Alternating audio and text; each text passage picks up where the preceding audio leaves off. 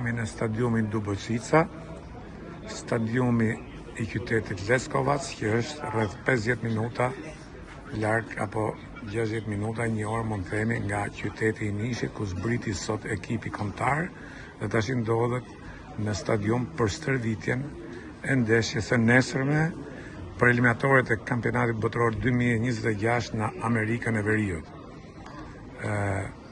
Çdo gjë është e qetë deri tani, siguria është e lartë që nga aeroporti në hotel, kudo shoqërohet ekipi kombëtar, delegacioni me ushtri dhe me policin, dhe sigurimi është kudo.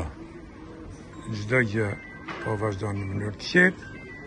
Urojmë që edhe nesër të jetë një gjë e tillë, të jetë një ndeshje e bukur, një ndeshje e fortë dhe të zhvillohet një ndeshje ndryshe nga të gjitha ndeshjet e mëparme që kanë ndodhur midis Shqipërisë dhe Serbisë.